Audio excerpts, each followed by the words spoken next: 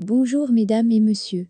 Info aujourd'hui le vrai algérien quotidien 7 jours sur 7 jours, 24 heures sur 24 heures. Voir les titres. Merci. Scandale, à l'île Mrabet, fini d'enfoncer le roi marocain Mohamed VI. Les uns comme les autres, nous sommes tous blessés. Et il n'y a pas l'un d'entre nous. Scandale Pegasus, à l'île Mrabet enfonce Mohamed VI.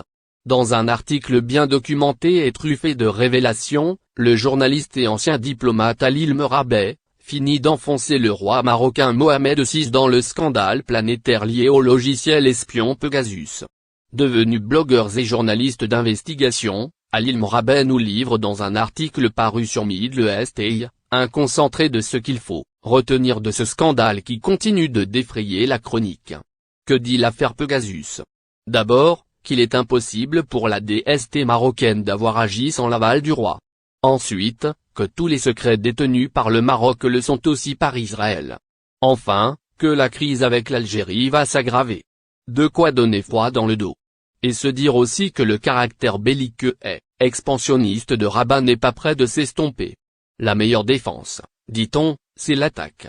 Le régime marocain tente ces derniers jours de se dédouaner de l'immense scandale Pegasus qui secoue sa police politique, la Direction générale de la sécurité du territoire, plus connue sous l'acronyme DST, et son puissant patron, Abdelatif Hamouchi, en sortant les griffes et en rameutant la meute habituelle.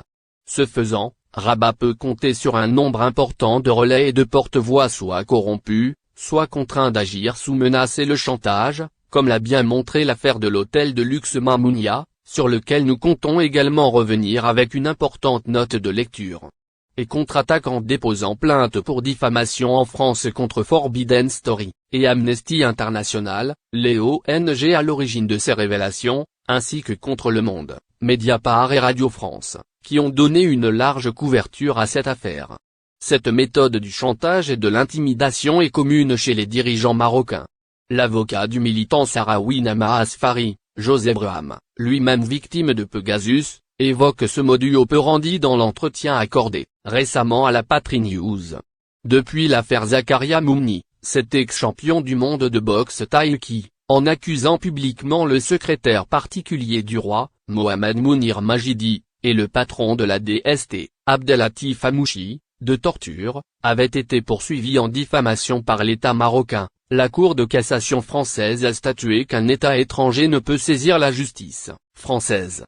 À moins que les plaintes n'aient été déposées au nom d'institutions marocaines, la DST par exemple ou le ministère de l'Intérieur, l'État ne faisant que relayer. En attendant de voir plus clair dans cette ténébreuse affaire, l'auteur dégage une série de déductions toutes plus importantes les unes que les autres.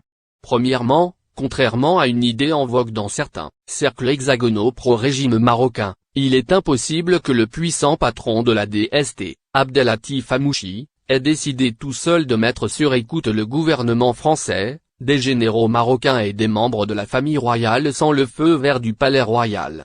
C'est impossible. Mohamed VI, tout-puissant roi du Maroc, est enfoncé jusqu'au cou dans ce scandale énorme.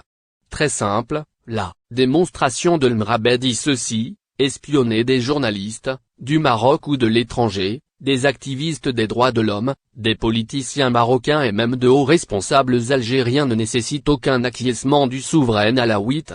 Mais tenter de s'introduire dans le portable du président de la République française, Emmanuel Macron, et dans ceux de son Premier ministre et d'une quinzaine de membres de son gouvernement, surtout qu'il s'agit en l'occurrence de solides alliés du régime alawite ne peut être l'œuvre du seul Hamouchi. CQFD.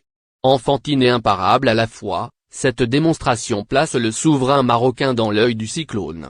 Le fait asseoir aussi dans le banc des accusés, lui qui s'empresse d'en appeler à la justice, d'intimider ou alors, c'est de la déraison pure, de la folie des grandeurs de la part d'un homme qui, il est vrai, se considère au-dessus de toutes les lois, au Maroc comme à l'étranger. Ici, le Mrabet verse dans la pure ironie. Il se gausse de la tête penaude de ce roitelet franchement pathétique. Il faut savoir qu'Hamouchi n'est pas de ceux qui oseraient saucer du col. Il est d'origine modeste, des environs de Taza, rue de région montagnarde située entre les cimes du Rif et celle du Moyen Atlas. La Patrie News a réservé de nombreux articles de fond à ce barbouze sorti brusquement de l'ombre de la manière la plus humiliante qui soit. Étudiant dans les années 1990, il est passé directement de l'université à la DST.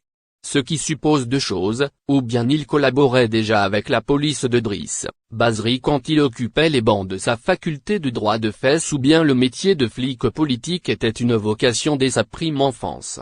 En résumé, Amouchi, qui détient ses abusifs pouvoirs directement de son seigneur et maître le roi du Maroc, lequel, à travers l'un de ses conseillers, Fouad Ali et Elima, garde le contrôle absolu sur les services secrets, n'a pas l'ambition politique qui en ferait un électron libre.